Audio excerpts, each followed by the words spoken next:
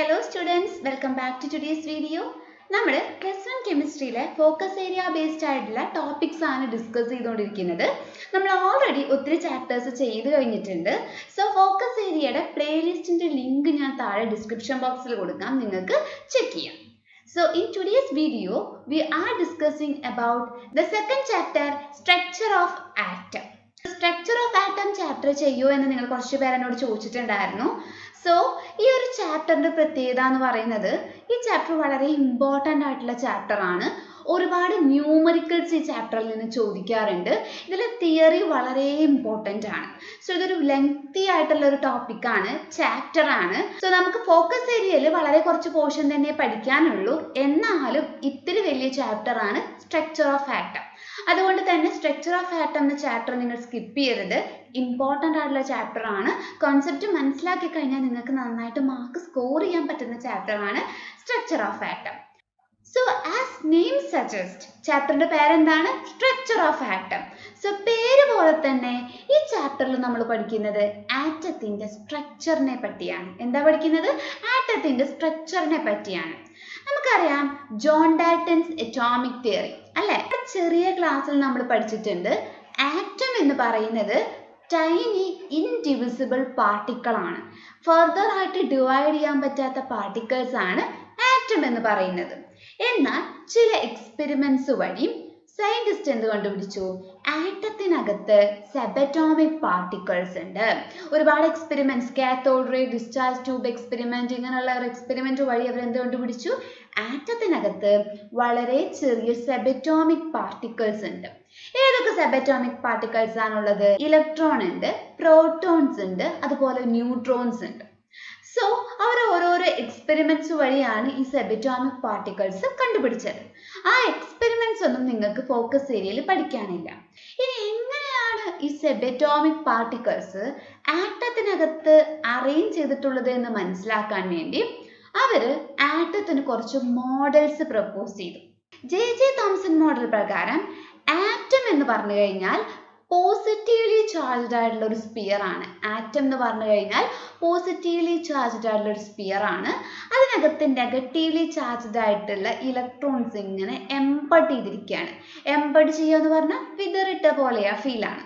Okay, അതുകൊണ്ട് തന്നെ J Thomson മോഡലിന് plum pudding model, watermelon model എന്നിങ്ങനെയുള്ള പേരെല്ലാം കൊടുത്തിട്ടുണ്ട്.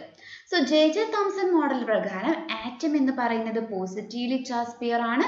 അതിനകത്ത് നെഗറ്റീവ്ലി ചാർജ്ഡ് ആയിട്ടുള്ള ഇലക്ട്രോൺസ് എന്ത് ചെയ്തിരിക്കുവാണ്? എംബഡ് ചെയ്തിരിക്കുവാണ്. സോ ഈ ഫസ്റ്റ് മോഡലിന് ഒരുപാട് ഡ്രോബാക്സ് ഉണ്ടായിരുന്നു. സോ ഈ ഡ്രോബാക്സ് എല്ലാം ഓവർകം ചെയ്തുകൊണ്ടാണ് റൂദർഫോർഡ് അറ്റോമിക് മോഡൽ കൊണ്ടുവന്നത്. സോ ഫോക്കസ് ഏരിയയിൽ നമുക്ക് പഠിക്കാനുള്ളത് റൂദർഫോർഡ്സ് മോഡൽ തൊട്ടാണ്. നിങ്ങളുടെ ഫോക്കസ് ഏരിയ ടോപ്പിക്സ് ആണ് ഞാനിവിടെ കൊടുത്തിട്ടുള്ളത്. Rutherford's nuclear model of atom, particle nature of electromagnetic radiation, അത് എക്സ്പ്ലെയിൻ ചെയ്യാൻ നമ്മൾ ഉപയോഗിച്ചിട്ടുള്ളത് പ്ലാങ്ക്സ് ക്വാണ്ടം തിയറിയും ഫോട്ടോ ഇലക്ട്രിക് എഫക്റ്റും ആണ്. അത് കഴിഞ്ഞ് കഴിഞ്ഞാൽ അറ്റോമിക് സ്പെക്ട്രം, അതിൽ നമുക്ക് പഠിക്കാനുള്ളത് ഹൈഡ്രജന്റെ ലൈൻ സ്പെക്ട്രം ആണ്.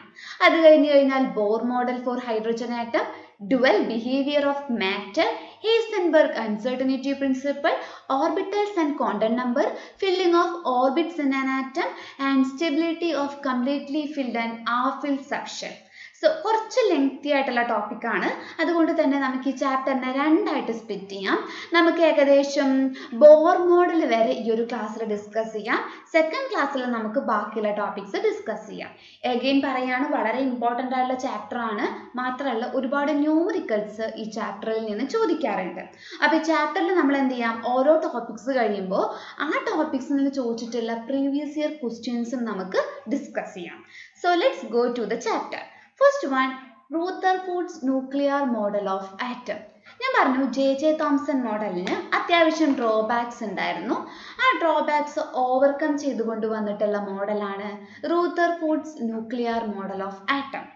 സോ റൂദർഫോർഡ് എന്നുള്ള സയന്റിസ്റ്റ് ആണ് ആറ്റത്തിന്റെ ന്യൂക്ലിയർ മോഡൽ പ്രപ്പോസ് ചെയ്തത്. ഈ മോഡൽ അദ്ദേഹം പ്രപ്പോസ് ചെയ്തത് അദ്ദേഹം കണ്ടക്ട് ചെയ്തിട്ടുള്ള ഒരു എക്സ്പെരിമെൻറ്റ് വഴിയാണ്. ആ എക്സ്പെരിമെൻറ്റിൻ്റെ പേരാണ് ആൽഫ പാർട്ടിക്കിൾ സ്കാറ്ററിംഗ് എക്സ്പെരിമെൻറ്റ് എന്ന് പറയുന്നത്. അല്ലെങ്കിൽ അതിനെ ഗോൾഡ് ഫോയിൽ എക്സ്പെരിമെന്റ് എന്നും പറയാറുണ്ട്. എന്താ പറയാറ്? Gold foil experiment. എക്സ്പെരിമെന്റിന്റെ പേര് ഇമ്പോർട്ടന്റ് ആണ്. Alpha ray scattering experiment or gold foil experiment. ഇവിടെ എന്താ സംഭവിക്കുന്നത് എന്നറിയോ? He bombarded a very thin gold foil with alpha particles. നമ്മളൊരു ഗോൾഡിന്റെ ഫോയിൽ എടുത്തു. അപ്പൊ നിങ്ങൾക്കറിയാം, ഗോൾഡിന്റെ ഒരു ഫോയിൽ, തിൻ ഷീറ്റ് എന്ന് പറഞ്ഞു കഴിഞ്ഞാലും അതിനകത്ത് thousands and thousands of atoms ഉണ്ടായിരിക്കും അല്ലേ? അതായത് ഗോൾഡിന്റെ ഒരു തിൻ ഫോയിൽ എടുത്തു കഴിഞ്ഞാൽ അതിനകത്ത് ഗോൾഡിന്റെ thousands and thousands of atoms ഉണ്ടായിരിക്കും. ക്ലിയർ ആണല്ലോ? ഇനി നമുക്ക് എക്സ്പെരിമെന്റിലോട്ട് കടക്കാം. അദ്ദേഹം ആദ്യം എന്ത് ചെയ്തു? ആൽഫ പാർട്ടിക്കിൾസിന്റെ ഒരു സോഴ്സ് എടുത്തു. അതായത് ആൽഫ പാർട്ടിക്കിൾസ് പ്രൊഡ്യൂസ് ചെയ്യാൻ കഴിയുന്ന ഒരു സോഴ്സ് എടുത്തു. എന്നിട്ട് എന്ത് ചെയ്തു?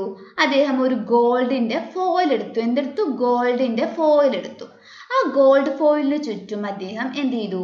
ഒരു ഫോട്ടോഗ്രാഫിക് പ്ലേറ്റ് വെച്ചു. ഒരു ഫ്ലൂറസെന്റ് മെറ്റീരിയൽ കൊണ്ട് ഉണ്ടാക്കിയിട്ടുള്ള ഒരു ഫോട്ടോഗ്രാഫിക് പ്ലേറ്റ് വെച്ചു. ആ മെറ്റീരിയൽ ഉള്ളത് സിങ്ക് സൾഫേറ്റ് സ്ക്രീൻ ആണ്. അതായത് ഫ്ലൂറസെന്റ് ആയിട്ടുള്ള ഒരു മെറ്റീരിയൽ ആണെന്ന് മനസ്സിലാക്കൂ.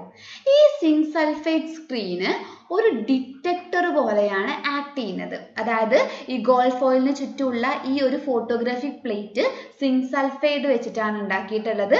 അതായത് ഒരു ഫ്ലൂറസെന്റ് മെറ്റീരിയൽ ആണ്. അതൊരു ഡിറ്റക്ടർ പോലെയാണ് ആക്ട് ചെയ്യുന്നത്. ഇനി ഈ ഡിറ്റക്ടറിന്മേ, ഈ സ്ക്രീനിന്മേ, അതായത് ഫോട്ടോഗ്രാഫിക് പ്ലേറ്റിന്മേ ആൽഫ പാർട്ടിക്കിൾസ് വന്നിടിച്ചു കഴിഞ്ഞാൽ അവിടെ എന്ത് ചെയ്യും? ഒരു ലൈറ്റിന്റെ ഒരു പോയിന്റ്, ഒരു ഫ്ലാഷ് ഓഫ് ലൈറ്റ് എന്ത് ചെയ്യും? ആ പോയിന്റിൽ പ്രൊഡ്യൂസ് ചെയ്യും. ഇപ്പൊ ഇവിടെ വന്നാണ് ആൽഫ പാർട്ടിക്കിൾസ് ഇടിക്കുന്നതെങ്കിൽ, ബോംബാർഡ് ചെയ്യുന്നതെങ്കിൽ ഫ്ലൂറസെന്റ് സ്ക്രീനുമേ അതെന്ത് ചെയ്യും? ഒരു ലൈറ്റിന്റെ ഒരു ചെറിയൊരു പോയിന്റ് ഉണ്ടാക്കും. മനസ്സിലായോ? അങ്ങനെ നമുക്ക് ഡിറ്റക്ട് ചെയ്യാൻ പറ്റും. ക്ലിയർ ആണല്ലോ? ഇനി എന്താണ് ഇവിടെ സംഭവിക്കുന്നത്? ഇവിടെ അദ്ദേഹം ഈ ആൽഫ പാർട്ടിക്കിൾസ്, ഈ സോഴ്സ് ഉപയോഗിച്ച് ആൽഫ പാർട്ടിക്കിൾസ് പ്രൊഡ്യൂസ് ചെയ്യാണ്. ആ ആൽഫ പാർട്ടിക്കിൾസ് എന്ത് ചെയ്യും? ഈ ഗോൾഡ് ഫോയിൽമ വന്ന് ബോംബാർഡ് ചെയ്യും, ഇടിക്കും. ഇരിക്കുന്ന സമയത്ത് അദ്ദേഹം കണ്ട കാര്യങ്ങൾ നമുക്ക് ഒബ്സർവേഷൻസ് ആയിട്ട് പഠിക്കാം. അദ്ദേഹം ഒബ്സർവ് ചെയ്തിട്ടുള്ള കാര്യങ്ങൾ എന്ന് പറയുന്നത് ഇത്രയേ ഉള്ളൂ. ഒന്നും കൂടി എക്സ്പെരിമെന്റൽ സെറ്റപ്പ് പറഞ്ഞുതരാം. ആൽഫ പാർട്ടിക്കിളിന്റെ ഒരു സോഴ്സ് എടുത്തു. അതെന്ത് ചെയ്യും? ആൽഫ ബീംസ് പ്രൊഡ്യൂസ് ചെയ്യും, ആൽഫ പാർട്ടിക്കിൾസ് പ്രൊഡ്യൂസ് ചെയ്യും. ഇനി ഒരു ഗോൾഡ് ഫോയിൽ എടുത്തു. ഗോൾഡ് ഫോയിലിന് ചുറ്റും അദ്ദേഹം ഡിറ്റക്ടർ ആയിട്ട് ഒരു ഫോട്ടോഗ്രാഫിക് പ്ലേറ്റ് വെച്ചു. അതായത് ഒരു ഫ്ലൂറസെന്റ് സ്ക്രീൻ ആണ് അദ്ദേഹം വെച്ചത്. എന്ത് ചെയ്തു? ഇവിടെ നിന്ന് ആൽഫ പാർട്ടിക്കിൾസ് പ്രൊഡ്യൂസ് ചെയ്യാണ്. ആ ആൽഫ പാർട്ടിക്കിൾസ് എന്ത് ചെയ്യും? ഈ ഗോൾഡ് ഫോയിൽമ വന്ന് ബോംബാർഡ് ചെയ്യും. ഇങ്ങനെ ബോംബാർഡ് ചെയ്യുന്ന സമയത്ത് അദ്ദേഹം കുറച്ച് കാര്യങ്ങൾ ഒബ്സർവ് ചെയ്തു. എന്തൊക്കെയാണ് ഒബ്സർവ് ചെയ്തത്? Most of the alpha particles travel through the foil undeflected. Alpha rays, ഈ ആൽഫ പാർട്ടിക്കിൾസ്, മിക്ക ആൽഫ പാർട്ടിക്കിൾസും ഈ ഗോൾഡ് ഫോയിലിലൂടെ യാതൊരുവിധ ഡിഫ്ലക്ഷനും ഇല്ലാതെ സ്ട്രെയിറ്റ് ആയിട്ട് ട്രാവൽ ചെയ്യാണ്. ഫസ്റ്റ് ഒബ്സർവേഷൻ ക്ലിയർ ആണോ? അതായത് ഈ ആൽഫ പാർട്ടിക്കിൾസ് ഗോൾഡ് ഫോയിലിൽ കൂടെ യാതൊരുവിധ ഡീവിയേഷനും ഇല്ലാതെ ട്രാവൽ ചെയ്യാണ്. ഓക്കെ. രണ്ടാമത്തെ ഒബ്സർവേഷൻ എന്ന് പറയുന്നത് വളരെ കുറച്ച് ആൽഫ പാർട്ടിക്കിൾസ് മാത്രം എന്ത് ചെയ്തിട്ടുണ്ട്? ചെറിയ ആംഗിളിൽ ഡിഫ്ലക്ട് ചെയ്തു പോയിട്ടുണ്ട്. മിക്കതും ഇങ്ങനെ സ്ട്രേറ്റ് ലൈനിലാണ് ട്രാവൽ ചെയ്യുന്നത്. പക്ഷെ വളരെ കുറച്ച് ആൽഫ പാർട്ടിക്കിൾസ് എന്ത് ചെയ്തിട്ടുണ്ട്? ഡിഫ്ലക്ട് ചെയ്തിട്ടുണ്ട്. രണ്ടാമത്തെ ഒബ്സർവേഷൻ ക്ലിയർ ആണോ? ഇനി റയർ ആയിട്ട് വളരെ കുറച്ച്, അതായത് ഇപ്പൊ 100ൽ 1 എന്ന് പറയുന്ന പോലെ വളരെ കുറച്ച് റയർലി ചില ആൽഫ പാർട്ടിക്കിൾസ് എന്ത് ചെയ്തിട്ടുണ്ട്? റീബൗണ്ട് ചെയ്തിട്ടുണ്ട്. റീബൗണ്ട്സ് ബാക്ക് എന്ന് പറഞ്ഞു കഴിഞ്ഞാൽ അവിടെ തട്ടിയിട്ട് അതുപോലെ തന്നെ തിരിച്ചു വരികയാണ്. 3 ഒബ്സർവേഷൻസ് പഠിച്ചോ? ഇദ്ദേഹത്തിന്റെ ഒബ്സർവേഷൻസ് വളരെ ഇമ്പോർട്ടന്റ് ആണ്. എക്സാമിന് പഠിക്കേണ്ട കാര്യമാണ്. ഇമ്പോർട്ടന്റ് ടോപ്പിക് ആണ് കേട്ടോ. Rutherford's model. എന്തൊക്കെയാണ് observation? Most of the alpha particle pass through the gold foil without any deviation. നമ്മൾ കണ്ടു കഴിഞ്ഞു, പഠിച്ചു കഴിഞ്ഞു. രണ്ടാമത്തെ observation, a small fraction of alpha particles deflected by small angle. വളരെ കുറച്ച് ആൽഫ പാർട്ടിക്കിൾസ് ഡിഫ്ലക്ട് ചെയ്യുന്നുണ്ട്. ഇനി എ വെരി ഫ്യൂ, അതായത് റയർ ആയിട്ട് വളരെ കുറവ്, very few alpha particles bounce back, that is were deflected by nearly 180 degree. ഇത്ര പഠിച്ചാൽ മതി. A very few alpha particles rebounds back. അതായത് കുറച്ച് വളരെ തുച്ഛം ആൽഫ പാർട്ടിക്കിൾസ് മാത്രമാണ് റീബൗണ്ട് ചെയ്തത്. ഇതാണ് അദ്ദേഹത്തിന്റെ ഒബ്സർവേഷൻ എന്ന് പറയുന്നത്. ഓക്കെ ആണോ? ഇനി നമുക്ക് ഈ ഒബ്സർവേഷനിൽ നിന്നും അദ്ദേഹം എത്തിയിട്ടുള്ള കൺക്ലൂഷൻ എന്താണ്? അതായത് ഇങ്ങനെയൊക്കെ ഒബ്സർവ് ചെയ്തപ്പോൾ അദ്ദേഹം പറഞ്ഞു അതിന് കുറച്ച് കാര്യങ്ങളുണ്ട്, ആ കാര്യങ്ങൾ എന്താണെന്ന് നമുക്ക് നോക്കാം. അദ്ദേഹത്തിന്റെ കൺക്ലൂഷൻസും നമുക്ക് പഠിക്കാനുള്ള ടോപ്പിക്കാണ്. So let's move to the conclusion. So ഇത് ഗോൾഡിനകത്തുള്ള ആറ്റംസ് ആണെന്ന് വിചാരിക്കൂ, ഇത് ആൽഫ പാർട്ടിക്കിൾസ് ആണെന്ന് വിചാരിക്കൂ. നിങ്ങൾ നോക്കി നോക്കൂ, നിങ്ങൾക്ക് കൃത്യമായിട്ട് കാണാൻ സാധിക്കും മിക്ക ആൽഫ പാർട്ടിക്കിൾസും യാതൊരുവിധ ഡീവിയേഷനും ഇല്ലാണ്ട് സ്ട്രെയിറ്റ് ലൈനിലാണ് പാസ് ചെയ്യുന്നത് ആണല്ലോ. വളരെ കുറച്ച് മാത്രം എന്ത് ചെയ്യുന്നുണ്ട്, ഡിഫ്ലക്ട് ചെയ്യുന്നുണ്ട്. അതിലും വളരെ കുറച്ച് മാത്രം എന്ത് ചെയ്യുന്നുണ്ട്, റീബൗണ്ട് ചെയ്യുന്നുണ്ട്. ഇനി അദ്ദേഹത്തിന്റെ കൺക്ലൂഷൻസ് എന്താണെന്ന് നോക്കാം. ആറ്റത്തിനകത്ത് കൂടെ, ഗോൾഡ് ഫോയിലിനകത്ത് കൂടെ മിക്ക ആൽഫ റേസും യാതൊരുവിധ ഡീവിയേഷനും ഇല്ലാണ്ട് കടന്നു പോകണമെന്നുണ്ടെങ്കിൽ ഈ ആറ്റത്തിനകത്തുള്ള മേജർ സ്പേസും എന്തായിരിക്കണം, മേജർ സ്പേസും എംപ്റ്റി ആയിരിക്കണം. ഇതാണ് അദ്ദേഹത്തിന്റെ ഫസ്റ്റ് കൺക്ലൂഷൻ എന്ന് പറയുന്നത്. അതായത് ഈ ആൽഫ പാർട്ടിക്കിൾസ് യാതൊരുവിധ ഡീവിയേഷനും ഇല്ലാണ്ട് ഈ ആറ്റത്തിനകത്ത് കൂടെ അല്ലെങ്കിൽ ഗോൾഡ് ഫോയിലിനകത്ത് കൂടെ കടന്നു പോകണമെന്നുണ്ടെങ്കിൽ ആറ്റത്തിനകത്തുള്ള മേജർ സ്പേസും എന്തായിരിക്കണം, എംപ്റ്റി ആയിരിക്കണം. ഫസ്റ്റ് കൺക്ലൂഷൻ പഠിച്ചോ? സോ അദ്ദേഹത്തിന്റെ രണ്ടാമത്തെ ഒബ്സർവേഷൻ ആണ്, വളരെ കുറച്ച് ആൽഫ പാർട്ടിക്കിൾസ് എന്ത് ചെയ്യുന്നുണ്ട്, ഡിഫ്ലക്ട് ചെയ്യുന്നുണ്ട് അല്ലെ. ആൽഫ റേസ് എന്ത് ചെയ്യുന്നുണ്ട്, ഡിഫ്ലക്ട് ചെയ്യുന്നുണ്ട്. അങ്ങനെ ഡിഫ്ലക്ട് ചെയ്യണമെന്നുണ്ടെങ്കിൽ നിങ്ങൾ മനസ്സിലാക്കേണ്ട കാര്യം, ആൽഫ പാർട്ടിക്കിൾസ് പോസിറ്റീവ്ലി ചാർജ്ഡ് ആയിട്ടുള്ള പാർട്ടിക്കിൾസ് ആണ്. സോ നമ്മൾ പഠിച്ചിട്ടുണ്ട് ലൈക്ക് റിപ്പൽസ് ലൈക്ക്. രണ്ട് പോസിറ്റീവ് ചാർജ് അടുത്ത് വന്നാൽ മാത്രമേ എന്ത് ചെയ്യുള്ളൂ, അതിങ്ങനെ റിപ്പല് ചെയ്തു പോകുള്ളൂ, ഡീവിയേറ്റ് ചെയ്തു പോകുള്ളൂ.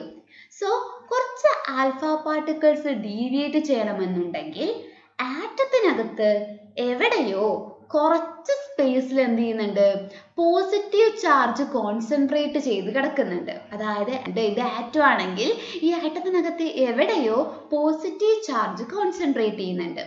അങ്ങനെ പോസിറ്റീവ് ചാർജ് കോൺസെൻട്രേറ്റ് ചെയ്തിട്ടുള്ള ആ പാർട്ടിനെയാണ് നമ്മൾ എന്ത് പറയുന്നത്, ന്യൂക്ലിയസ് എന്ന് പറയുന്നത്.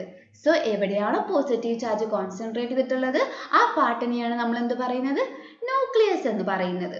ഈ ന്യൂക്ലിയസ് പോസിറ്റീവ് ചാർജ് ആയതുകൊണ്ട് തന്നെ ഈ ആൽഫ പാർട്ടിക്കിൾസ്, പോസിറ്റീവ് ചാർജ്ഡ് ആയിട്ടുള്ള ആൽഫ പാർട്ടിക്കിൾസ് ഈ ന്യൂക്ലിയസിന്റെ അടുത്ത് എത്തുമ്പോഴാണ് എന്ത് ചെയ്യുന്നത്, ഡീവിയേറ്റ് ചെയ്തു പോകുന്നത് എന്നാണ് അദ്ദേഹത്തിന്റെ രണ്ടാമത്തെ കൺക്ലൂഷൻ. ക്ലിയർ ആണോ? ഇനി അദ്ദേഹത്തിന്റെ മൂന്നാമത്തെ കൺക്ലൂഷനിലോട്ട് പോവാം. അദ്ദേഹം മൂന്നാമതായിട്ട് ഒബ്സർവ് ചെയ്ത ഫാക്ട് എന്താണ്, വളരെ തുച്ഛം ആൽഫ പാർട്ടിക്കിൾസ് മാത്രം 180 ഡിഗ്രിയിൽ റീബൗണ്ട് ചെയ്യുന്നുണ്ട്, പോയ പോലെ തന്നെ തിരിച്ചു വരുന്നുണ്ട്. അതിന് കാരണം എന്ന് പറയുന്നത് ഈ ആൽഫ പാർട്ടിക്കിൾസ് പോസിറ്റീവ്ലി ചാർജ്ഡ് ആയിട്ടുള്ള ഈ ന്യൂക്ലിയസിലോട്ട് വന്ന് ബോംബാർഡ് ചെയ്യുമ്പോഴാണ് അത് എന്ത് ചെയ്യുന്നത്, റീബൗണ്ട് ചെയ്യുന്നത്. അതായത് പോസിറ്റീവ്ലി ചാർജ്ഡ് ആയിട്ടുള്ള ആൽഫ പാർട്ടിക്കിൾസ് ന്യൂക്ലിയസിൽ വന്ന് ഹിറ്റ് ചെയ്യുമ്പോൾ, ഇടിക്കുമ്പോഴാണ് എന്ത് ചെയ്യുന്നത്, അത് തിരിച്ച് 180 ഡിഗ്രിയിൽ തന്നെ എന്ത് ചെയ്യുന്നത്, റീബൗണ്ട് ചെയ്യുന്നത്. ക്ലിയർ ആണോ? ഇനി നമുക്ക് അദ്ദേഹത്തിന്റെ കൺക്ലൂഷൻസ് നോക്കാം. ഇമ്പോർട്ടന്റ് ആണ്, എക്സാമിന് ചോദിക്കുന്ന പോർഷൻ ആണ്. So from the above observations നമ്മൾ പഠിച്ചു. ഈ ഒബ്സർവേഷനിൽ നിന്നെല്ലാം റൂദർഫോർഡ് കുറച്ച് കൺക്ലൂഷനിലോട്ട് എത്തി. എന്തൊക്കെയാണ്? Since most of the alpha particles pass through the foil without any deviation, the most space inside the atom is empty. ആറ്റത്തിനകത്തുള്ള മേജർ സ്പേസും എന്താണ്, എംപ്റ്റി ആണ്. ഇനി രണ്ടാമത്തെ കൺക്ലൂഷൻ എന്ന് പറയുന്നത്, a few positively charged alpha particles were deflected. വളരെ കുറച്ച് ആൽഫ പാർട്ടിക്കിൾസ് എന്ത് ചെയ്യുന്നുണ്ട്, ഡിഫ്ലക്ട് ചെയ്യുന്നുണ്ട്. അതിന് കാരണം എന്ന് പറയുന്നത് the positive charge of the atom is concentrated in a very small volume at the center called nucleus. അതിന് കാരണം എന്ന് പറയുന്നത് ആറ്റത്തിനകത്ത് വളരെ ചെറിയ വോളിയത്തില് സെന്ററിൽ എന്ത് ചെയ്യുന്നുണ്ട്, പോസിറ്റീവ് ചാർജ് കോൺസെൻട്രേറ്റ് ചെയ്യുന്നുണ്ട്. സോ ആ പാർട്ടിനെയാണ് നമ്മൾ എന്ത് പറയുന്നത്, ന്യൂക്ലിയസ് എന്ന് പറയുന്നത്. ക്ലിയർ ആണോ? മൂന്നാമത്തെ കൺക്ലൂഷൻ എന്ന് പറയുന്നത്, the volume occupied by the nucleus is negligibly small as compared to the total volume of atom. ആറ്റത്തിന്റെ വോളിയം വെച്ച് നോക്കുമ്പോൾ ന്യൂക്ലിയസിന്റെ വോളിയം എന്ന് പറയുന്നത് വളരെ വളരെ വളരെ ചെറുതാണ്. സപ്പോസ് ആറ്റത്തിന്റെ റേഡിയസ് എന്ന് പറയുന്നത് 10⁻⁻10 മീറ്റർ ആണെങ്കിൽ ഇതിനകത്തുള്ള ന്യൂക്ലിയസിന്റെ റേഡിയസ് എന്ന് പറയുന്നത് വെറും 10⁻⁻15 മീറ്റർ ആണ്. അതായത് ഇതിൽ നിന്ന് നമുക്ക് മനസ്സിലാക്കാൻ സാധിക്കും ആറ്റത്തിന്റെ വോളിയം എന്ന് പറയുന്നത് ന്യൂക്ലിയസിന്റെ വോളിയം വെച്ച് നോക്കുമ്പോൾ വളരെ വലുതാണ്. അല്ലെങ്കിൽ എങ്ങനെ പറയാം, ന്യൂക്ലിയസിന്റെ വോളിയം എന്ന് പറയുന്നത് ആറ്റത്തിന്റെ വോളിയം വെച്ച് നോക്കുമ്പോൾ വളരെ വളരെ വളരെ ചെറുതാണ്. ക്ലിയർ ആണോ? എക്സ്പെരിമെന്റിൽ നിന്നുള്ള ഒബ്സർവേഷനും അദ്ദേഹത്തിന്റെ കൺക്ലൂഷനും വെച്ച് അദ്ദേഹം എന്ത് ചെയ്തു, ഒരു മോഡൽ പ്രപ്പോസ് ചെയ്തു. ആ മോഡലിനെയാണ് നമ്മൾ എന്ത് പറയുന്നത്, റൂതർഫോർഡ് ന്യൂക്ലിയർ മോഡൽ അല്ലെങ്കിൽ പ്ലാനറ്ററി മോഡൽ ഓഫ് ആറ്റം എന്ന് പറയുന്നത്. സോ ഈ ഒരു മോഡൽ പ്രകാരം all the positive charge and most of the mass of the atom are concentrated in the extremely small region called nucleus. അതായത് ആറ്റത്തിനകത്ത് ഒരു ചെറിയ പോസിറ്റീവ്ലി ചാർജ്ഡ് പാർട്ട് ഉണ്ട്. ആ പോസിറ്റീവ്ലി ചാർജ്ഡ് ആയിട്ടുള്ള പാർട്ടിനെയാണ് നമ്മൾ എന്ത് വിളിക്കുന്നത്, ന്യൂക്ലിയസ് എന്ന് വിളിക്കുന്നത്. എന്താ വിളിക്കുന്നത്, ന്യൂക്ലിയസ്. ഈ ന്യൂക്ലിയസിനകത്താണ് എല്ലാ പോസിറ്റീവ് ചാർജും കോൺസെൻട്രേറ്റ് ചെയ്തിട്ടുള്ളത്. മാത്രമല്ല ആറ്റത്തിന്റെ മോസ്റ്റ് ഓഫ് ദ മാസും എവിടെയാ കോൺസെൻട്രേറ്റ് ചെയ്തിട്ടുള്ളത്, ഈ ന്യൂക്ലിയസിലാണ്. മനസ്സിലായോ? ഇനി അത് മാത്രമല്ല, ആറ്റത്തിനകത്ത് ഇലക്ട്രോൺസ് ഇല്ലേ, പോസിറ്റീവ് ചാർജ് ആയിട്ടുള്ള പാർട്ട് മാത്രമല്ലല്ലോ ഉള്ളത്, ഇലക്ട്രോൺസ് ഉണ്ട്. ഇലക്ട്രോൺസ് ഈ ന്യൂക്ലിയസിന് ചുറ്റും ഒരു സർക്കുലാർ പാത്തിൽ ഇങ്ങനെ റിവോൾവ് ചെയ്യാണ്. അതായത് ഇലക്ട്രോൺസ് എന്താ ചെയ്യുന്നത്, ഇലക്ട്രോൺ ആണ് കേട്ടോ. ഇലക്ട്രോൺസ് ന്യൂക്ലിയസിന് ചുറ്റും ഒരു സർക്കുലാർ പാത്തിൽ ഇങ്ങനെ റിവോൾവ് ചെയ്യാണ് ന്യൂക്ലിയസിന് ചുറ്റും. ഈ ഇലക്ട്രോൺസ് റിവോൾവ് ചെയ്യുന്ന ഈ സർക്കുലാർ പാത്തിനെയാണ് നമ്മൾ എന്ത് പറയുന്നത്, ഓർബിറ്റ് എന്ന് പറയുന്നത്. എന്താ പറയുന്നത്, ഓർബിറ്റ്. ഇനി മനസ്സിലാക്കേണ്ട കാര്യം, ഈ ഇലക്ട്രോണിനും ന്യൂക്ലിയസിനും ഇടയിൽ ഒരു ഫോഴ്സ് ഓഫ് അട്രാക്ഷൻ ഉണ്ടാവില്ലേ? കാരണം ഇലക്ട്രോൺ നെഗറ്റീവ്ലി ചാർജ്ഡ് ആണ്, ന്യൂക്ലിയസ് പോസിറ്റീവ്ലി ചാർജ്ഡ് ആണ്. ഇവർക്കിടയിലുള്ള ഫോഴ്സ് ഓഫ് അട്രാക്ഷൻ എന്ന് പറയുന്നത് ഇലക്ട്രോസ്റ്റാറ്റിക് ഫോഴ്സ് ആണ്. എന്ത് ഫോഴ്സ് ആണ്? ഇലക്ട്രോസ്റ്റാറ്റിക് ഫോഴ്സ് ആണ്. ക്ലിയർ ആയിട്ട് പഠിച്ചോ? എന്തൊക്കെ കാര്യങ്ങളാണ് പഠിച്ചത്? നമ്മൾ ആദ്യം ഒബ്സർവേഷൻ പഠിച്ചു, എക്സ്പെരിമെന്റ് പഠിച്ചു. കൃത്യമായിട്ട് നമുക്ക് എക്സ്പെരിമെന്റ് മനസ്സിലായി. അതിൽ നിന്നുള്ള കുറച്ച് ഒബ്സർവേഷൻ പഠിച്ചു. അതായത് മിക്ക ആൽഫ പാർട്ടിക്കിൾസും യാതൊരുവിധ ഡീവിയേഷനും ഇല്ലാണ്ട് സ്ട്രേറ്റ് ലൈനിലാണ് ട്രാവൽ ചെയ്യുന്നത്. ഇനി കുറച്ച് ആൽഫ പാർട്ടിക്കിൾസ് എന്ത് ചെയ്യുന്നുണ്ട്, ഡീവിയേറ്റ് ചെയ്തു പോകുന്നുണ്ട്. വളരെ തുച്ഛം, അതായത് 1000ൽ 1 എന്ന് പറയുന്ന പോലെ വളരെ തുച്ഛം മാത്രം 180 ഡിഗ്രിയിൽ റീബൗണ്ട് ചെയ്യുന്നുണ്ട്. സോ ഈ ഒബ്സർവേഷനിൽ നിന്ന് അദ്ദേഹം എത്തിയിട്ടുള്ള കൺക്ലൂഷൻസ് എന്താണ്? അദ്ദേഹം പറഞ്ഞു, ഇങ്ങനെ ആൽഫ പാർട്ടിക്കിൾസ് യാതൊരുവിധ ഡീവിയേഷനും ഇല്ലാണ്ട് സ്ട്രേറ്റ് ലൈനിൽ ഇങ്ങനെ ഗോൾഡ് ഫോയിലൂടെ കടന്നു പോകണമെന്നുണ്ടെങ്കിൽ ആറ്റത്തിനകത്തുള്ള മിക്ക സ്പേസും, മോസ്റ്റ് ഓഫ് ദ സ്പേസ് അല്ലെങ്കിൽ മേജർ സ്പേസ് എന്തായിരിക്കണം, എംപ്റ്റി ആയിരിക്കണം. ഇനി രണ്ടാമത്തെ ഒബ്സർവേഷൻ എന്ന് പറയുന്നത്, രണ്ടാമത്തെ കൺക്ലൂഷൻ എന്ന് പറയുന്നത്, നമുക്കറിയാം ആൽഫ പാർട്ടിക്കിൾസ് എന്ന് പറയുന്നത് പോസിറ്റീവ്ലി ചാർജ് പാർട്ടിക്കിൾസ് ആണ് അല്ലെ? ഈ ആൽഫ പാർട്ടിക്കിൾസ് ഡീവിയേറ്റ് ചെയ്യണമെന്നുണ്ടെങ്കിൽ ആറ്റത്തിനകത്ത് എവിടെയോ ഒരു പോസിറ്റീവ്ലി ചാർജ്ഡ് ആയിട്ടുള്ള സെന്റർ ഉണ്ട്. അതായത് പോസിറ്റീവ്ലി ചാർജ്ഡ് ആയിട്ടുള്ള ഒരു പാർട്ട് ഉണ്ട്. ആ പാർട്ടിനെയാണ് നമ്മൾ ന്യൂക്ലിയസ് എന്ന് പറയുന്നത്. മൂന്നാമത്തെ ഒബ്സർവേഷൻ എന്ന് പറയുന്നത്, വളരെ തുച്ഛം ആൽഫ പാർട്ടിക്കിൾസ് മാത്രമാണ് റീബൗണ്ട് ചെയ്യുന്നത്. അതിന് കാരണം ഈ ആൽഫ പാർട്ടിക്കിൾസ് ഈ പോസിറ്റീവ്ലി ചാർജ്ഡ് ആയിട്ടുള്ള ന്യൂക്ലിയസിൽ വന്ന് ഹിറ്റ് ചെയ്യുമ്പോഴാണ് അവർ 180 ഡിഗ്രിയിൽ റീബൗണ്ട് ചെയ്യുന്നത്. സോ ഈ ഒരു കൺക്ലൂഷന്റെ ബേസിൽ അദ്ദേഹം ഒരു മോഡൽ പ്രപ്പോസ് ചെയ്തു. അതാണ് റൂതർഫോർഡ് ന്യൂക്ലിയർ മോഡൽ അല്ലെങ്കിൽ പ്ലാനറ്ററി മോഡൽ ഓഫ് ആറ്റം എന്ന് പറയുന്നത്. സോ ഈ മോഡൽ പ്രകാരം നമ്മൾ പഠിച്ചു, ആറ്റത്തിനകത്ത് ഒരു പോസിറ്റീവ്ലി ചാർജ്ഡ് ആയിട്ടുള്ള പാർട്ട് ഉണ്ട്. ആ പാർട്ടിനെയാണ് ന്യൂക്ലിയസ് എന്ന് പറയുന്നത്. ന്യൂക്ലിയസിലാണ് ആറ്റത്തിന്റെ മോസ്റ്റ് ഓഫ് ദ മാസും കോൺസെൻട്രേറ്റ് ചെയ്തിട്ടുള്ളത്. ഇനി ഇലക്ട്രോൺസ് എവിടെയാണുള്ളത്? ഇലക്ട്രോൺസ് ഈ ന്യൂക്ലിയസിന് ചുറ്റും സർക്കുലാർ പാത്തിൽ ഇങ്ങനെ റിവോൾവ് ചെയ്യുവാണ്. ആ സർക്കുലാർ പാത്തിനെയാണ് നമ്മൾ ഓർബിറ്റ് എന്ന് പറയുന്നത്. ഇനി ഈ ന്യൂക്ലിയസിനും ഈ ഇലക്ട്രോണും ഇടയിലുള്ളത് ഇലക്ട്രോസ്റ്റാറ്റിക് ഫോഴ്സ് ഓഫ് അട്രാക്ഷൻ ആണ്. മനസ്സിലായോ? ഇനി നിങ്ങൾ എന്തുകൊണ്ടാണ് ഈ മോഡലിനെ പ്ലാനറ്ററി മോഡൽ എന്ന് പറയുന്നത് ആലോചിക്കുന്നുണ്ടോ? അതായത് നമുക്കറിയാം സണ്ണിന് ചുറ്റും എന്ത് ചെയ്യാണ്, ഈ പ്ലാനറ്റ്സ് ഇങ്ങനെ മൂവ് ചെയ്തുകൊണ്ടിരിക്കുകയാണ്. അതുപോലെ തന്നെയല്ലേ ഇദ്ദേഹത്തിന്റെ ഈ മോഡലും. അതുകൊണ്ടാണ് ഈ മോഡലിനെ planetary model, solar system model എന്നിങ്ങനെയുള്ള പേരുകളിൽ അറിയപ്പെടുന്നത്. മനസ്സിലായോ? റൂതർഫോർഡ് മോഡലിന് കുറച്ച് ലിമിറ്റേഷൻസ് ഉണ്ട്, ഇമ്പോർട്ടൻ്റ് ആണ്. എന്തൊക്കെയാണ് limitations? It could not explain about the stability of an atom. മാക്സ്വെല്ലിന്റെ ഇലക്ട്രോമാഗ്നറ്റിക് തിയറി പ്രകാരം അണ്ടർ ആക്സലറേഷനിലുള്ള ഒരു ചാർജ് പാർട്ടിക്കിൾ എന്ത് ചെയ്യും? റേഡിയേഷൻ എമിറ്റ് ചെയ്യും. സോ നമ്മൾ ഇലക്ട്രോമാഗ്നറ്റിക് തിയറി വെച്ചിട്ടാണ് ഇതിന്റെ അൺസ്റ്റെബിലിറ്റി പറയുന്നത്. ശ്രദ്ധിക്കും, ഇലക്ട്രോൺ ഒരു ചാർജ്ഡ് ആയിട്ടുള്ള പാർട്ടിക്കിൾ ആണ്. ഒരു ചാർജ്ഡ് ആയിട്ടുള്ള പാർട്ടിക്കിൾസ് ഇങ്ങനെ മൂവ് ചെയ്യുന്ന സമയത്ത് അതെന്ത് ചെയ്യും? It will emit radiation. അതെന്ത് ചെയ്യും? റേഡിയേഷൻ എമിറ്റ് ചെയ്യും. ഇങ്ങനെ ഇലക്ട്രോൺ റേഡിയേഷൻസ് എമിറ്റ് ചെയ്യുന്ന കാരണം അതിന്റെ എനർജി കുറഞ്ഞു വന്ന് അതെന്ത് ചെയ്യും? അവസാനം എന്ത് ചെയ്യും? കുറഞ്ഞു വരും. അവസാനം എന്ത് ചെയ്യും? ഈ ന്യൂക്ലിയസിൽ വന്ന് വീഴും. സോ ഇലക്ട്രോൺ ന്യൂക്ലിയസിൽ വന്ന് വീണ് കഴിഞ്ഞാൽ it will distract the atom. Atom എന്ത് ചെയ്യും? നശിക്കും. സോ റൂദർഫോർഡിന്റെ ഈ മോഡലിന് എന്ത് ചെയ്യാൻ പറ്റിയില്ല? ആറ്റത്തിന്റെ സ്റ്റെബിലിറ്റി എക്സ്പ്ലെയിൻ ചെയ്യാൻ പറ്റിയില്ല. രണ്ടാമത്തെ പോയിന്റ് എന്ന് പറയുന്നത് he could not explain the electronic structure of the atom. Exactly എങ്ങനെയാണ് ആറ്റത്തിനകത്ത് സബറ്റോമിക് പാർട്ടിക്കിൾസ് അറേഞ്ച് ചെയ്തിട്ടുള്ളത്, അതിന്റെ ഡിസ്ട്രിബ്യൂഷൻ എങ്ങനെയാണ് എന്ന് എക്സ്പ്ലെയിൻ ചെയ്യാൻ ആർക്ക് പറ്റിയില്ല? റൂദർഫോർഡ് മോഡലിന് പറ്റിയില്ല. ക്ലിയർ ആണോ? ഇമ്പോർട്ടൻ്റ് ആണ്. ഇനി നമുക്ക് പ്രീവിയസ് ഇയർ ക്വസ്റ്റ്യൻ നോക്കാം. What are the important observation conclusion made by Rutherford from his alpha ray scattering experiment? നമ്മളിപ്പോൾ ഒബ്സർവേഷൻ പഠിച്ചു, കൺക്ലൂഷൻ പഠിച്ചു. Give any two limitation of Rutherford's nuclear model പഠിച്ചു കഴിഞ്ഞു. 4 മാർക്കിന്റെ ക്വസ്റ്റ്യൻ ആണ്. പഠിച്ചോ? ഇനി വേറൊരു ക്വസ്റ്റ്യൻ നോക്കൂ. During Rutherford's alpha ray scattering experiment, it was observed that most of the alpha particles travels through the gold foil without any deflection. A small fraction deflected at small angle, a very few rebounds back. First question, what are the main conclusion made by Rutherford? നമ്മൾ പഠിച്ചു. Give the atom model proposed by him. നമ്മൾ പഠിച്ചു കഴിഞ്ഞു. What are the main drawbacks of his model?